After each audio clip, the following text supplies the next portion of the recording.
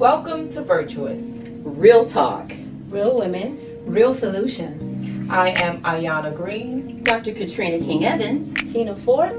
Monet Long. And this is Virtuous. Welcome to Virtuous. Real talk. Real women. Real solutions. I am Aiyana Green. Dr. King-Evans. Tina Ford. And Monet Long. And this is Virtuous. Today's show, we're going to be talking about being pretty and what it takes to be pretty and how much you have to put into being pretty and how it feels to be pretty. And even more so, and more specifically, why pretty hurts. So we're going to elaborate on why pretty hurts. We're going to talk a little bit about self-esteem, and we're going to inspire, encourage you, and give you tips on how to combat the stressors that women exhibit and have to subdue themselves with in their everyday lives. I think this topic was born because of the Beyonce video. I think everyone's seen the video. Mm-hmm. Pretty hurts. Right, where pretty hurts. Mm-hmm. And you know, everything that it takes to be pretty based off of what society says is pretty. Right. Yeah. Absolutely. I can remember seeing the video, Aiyana, for the very first time, and I just began to analyze it after seeing it so many times. There are just so many very strong components in it, and even the words are so very powerful. You know, it talks about perfection being the disease of a nation. And then those words in and of itself is so powerful. When you think about a disease, oftentimes it's something that it breaks down the immune system and sometimes can render a person or a body powerless. Okay, and so we talk about perfection. You know, this is something that a lot of women, particularly because of social media, because of the powers of press, because of society and the stressors that come with wanting to be pretty and to be able to subdue themselves to wanting to uphold the values of Vogue and all of these different types of standards. There are stressors that come with it, you know, whether that's to be thin or to look younger, or get Botox to look you know, younger, or get longer hair with weaves, or to be thinner, you know, and all of these things, you know, they can cause physical problems, medical problems, even with thinner, you know, people acquire bulimia, anorexia, and things of that nature. So pretty can hurt, and so that's why we're here to talk about why pretty hurts. It's a very relevant topic, you know, that covers a wide genre of people and a wide age range. So I think we're going to really speak into the lives of many women today and really examine that. And we're going to feel like we're going to really help some people today. Who would think that pretty would be the demise of a nation? Right? You know, when God created beauty, it was all in good, not in bad. So, you know, we kind of ran with pretty because I think people started looking outwardly for pretty. Oh, absolutely. Right? And so we all know that pretty really comes from that God, that divinity in you. That's what's really pretty. Right. And so it's unfortunate that as little girls, you know, you have women who have lived a cycle where their mother told them everything is exterior, right? Yeah. And so now you pass that on to your daughter to say, oh, well, make sure your hair is done, make sure your dress is this. Even in going to church, you always have to be picture perfect, right? So you go into church and you can't even praise the Lord right because you're worried about is my wig on right, you know? But it's really something that needs to start on the inside, right? You have to focus on your soul. Your soul has to be right. Have to pay attention to what God wants for you. Because you know what? We don't choose how we look physically. I didn't get a chance to say, I want to be light-skinned with long curly hair. You know, you come out as is. And then you have to make do with the physical thing that God gave you. So if you are counting your beauty on what society tells you is beauty, especially as black women, right? Because they've already told us that your big nose is ugly, your big lips is ugly, your hair is nappy. So now we're trying so hard to get away from how we naturally look. And we are beautiful. Like we come from the motherland.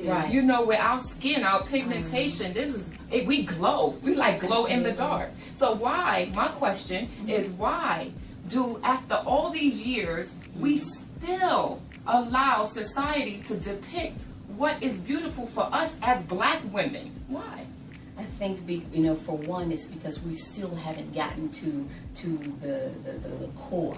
We still haven't gotten to the core. That's why I think it's so profound, even in the song Pretty Hurts. It goes on to talk about how it's the soul. It's the soul that needs the surgery. It's not the face, it's not the thighs, it's not the hair, it's not the diet, it's the soul. Let's just put it like this. Social media it's sort of a distraction. Right. It's a big distraction, especially with teens. It's distracting us. And so like I said, a lot of people don't want to sit down and just be in the quiet, in the stillness. And that's where you hear God. He's real. He's ready to tell you, you are fearfully and wonderfully made. You are my child. I made you in my image. You are enough. But even the flip side of that, Tia, there's so many people that are afraid. They are afraid to go within because they're afraid to figure out or to know what they'll find within because they're afraid of themselves. So they'll continue to be broken. Some people just don't know how to find their inner beauty. Like they're too young to understand that. So how do you relay that message to the youth? That's what's important because our youth are our future. So how do we relay, to the youth, you're beautiful no matter what anybody else thinks, How do you help develop that self-love? I think you have to be Now that we as grown women who've been there and struggle with the same insecurities, we have to live as walking examples. Exactly. With my daughter, I can talk to her until the cows go home. However, I have to be a walking example. I show her every day, baby girl, our mommy is comfortable in her skin. I don't care what society wants me to look like. This is what I like. I don't need to ask you how do I look. If I look in the mirror and I feel comfortable, guess what? I'm going to walk outside with my head held high, regardless of what anyone says or feels about what I have on, how my hair looks. Baby, you don't have to walk in my shoes. I do. So as long as I'm comfortable in my skin, I don't care what the world tells me, because you know what? You can please some people sometime, but you can't please all the people all the time. So if you live your life trying to please everybody, then you are going to put yourself in a position of hurt and pain. And your pretty will always be ugly. Because there you are trying to please the world. Look at yourself in the mirror and be you. So to answer your question is, we have to be kind of contagious, not only to the youth, but to other women, because how many women do we come into contact with who have issues with looking themselves in the mirror? And that have children. And they can't even be an example because they hold the issues themselves. There's an African proverb that says that it takes a village to raise a child. And I can remember when I was growing up, when communities held children responsible for the children in the community. But now, we're at a place where if you said something, you just might said something to a child, you just may get shot. The child or teenager just might shoot you. So accountability does lay at this level. We have to take some of that accountability on so that we can share with the younger generation, so that we can share with our children. Why? Because they're looking to us. They're hungry for direction. They may not say it. They're rebelling because there's no one to follow. And we have to stay consistent. They see us as virtuous. Our lifestyles need to be what we need to be, who we say we're going to be. So we can give them something, a pattern to follow, a blueprint. And since we have a platform, we have a responsibility to them. There's somebody who's looking at us, whose lives can be changed because we are consistent in our walk and on our journey. And Aiyana, you've kind of answered a question that I've had for a long time when you said some women can't look in the mirror and love themselves. My question has always been, as a culture, as our culture, women, we don't compliment each other. We don't credit each other. We don't have nice things to say to each other. So you've answered the question for me. If a woman don't have self-love and self-respect, how can she dish it out to someone else or issue it out to someone else because she don't have it within herself? So, I appreciate that statement because it makes a lot of sense now. And it's like, let's keep it real with each other. Like if I'm a sister that's broken and I find it hard for me to give you a compliment, I need to say, you know what? I got something wrong going on with me. Right. You know, how is it that you walk into a room and you can just light up a room? You know, the phenomenal woman syndrome. You know, when you walk into a room, you exude an energy. How is that? Like, one of my favorite people to mimic is Susan Taylor, right? Yeah. This is a woman who's been wearing her hair in braids since 1980, since I've known her, since she was the editor-in-chief of Essence magazine, right? So her hairline is way back here. And she would not be considered a beauty queen, right? Because she has a huge forehead and she's dark skinned and she has big lips. But this woman is absolutely beautiful to me. Her spirit is just amazing. Because to be beautiful on the outside, we gotta be beautiful on the inside. Yes. So much powerful together. Because together, that's when we learn from one another. Together, that's when we are encouraged. Together, that's when we become into the knowledge of things. You know, we don't have to stay there alone. You know, we need to learn to open up ourselves to each other so that we can be stronger instead of embracing separatism, which divides us. We can't afford to continue that process. How powerful are we together? You know, like, I always have to go back to the motherland to think about, you know, the village who raises the child, right? Absolutely. And how we sat on thrones. You know, like, let's think about that. We are queens. We rule nations, right?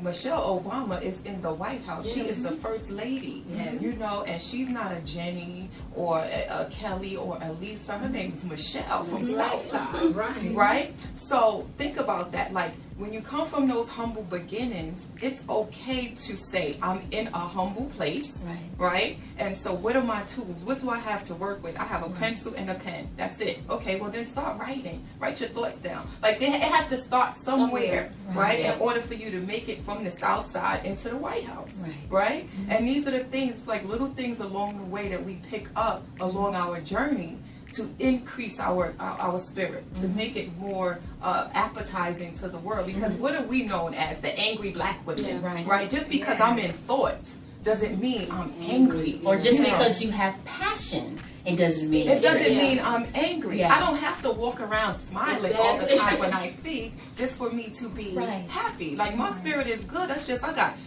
got to feed the babies. I got to pay the bills. I got to this, that, and the third. We have to run businesses. We run in the world. So my brain is working. So I'm stern and assertive in my thoughts. So don't mistake me for being the angry black woman. Understand who I am.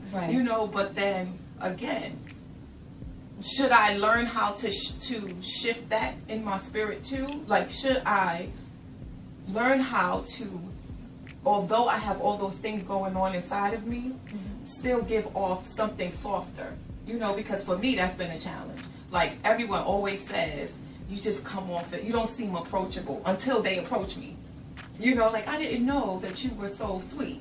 Because you always look so mean and so hard. I'm like, because I'm always in thought. You know? So I don't Sometimes I do that on purpose because I don't want to be approached. But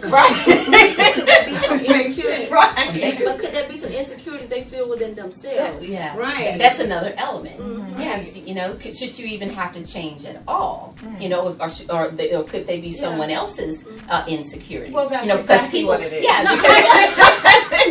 Because sometimes we can project our own issues onto other people, because for them to come back and say, hey, you know, until I approached you, I didn't know.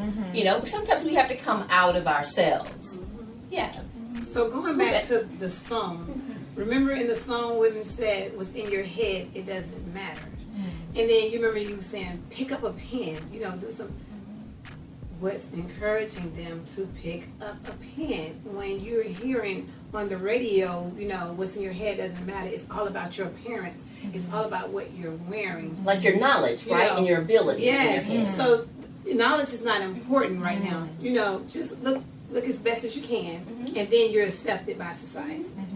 You know, sometimes even if you turn on the TV now, Monet, you see all of these competitions, you know, with the young ladies, and there's the parents, you know, who are the managers who are pushing a lot of, you know, very young ladies to compete, whether that's in pageants or dance. And there's nothing wrong with competitions. It's, everything in moderation. But especially with pageants, it's about your physical capacity and how you look on the outside. Then you may want to, reevaluate where you are, because you're teaching your child to put limitations on one aspect of themselves and capitalize on another, which can be damaging.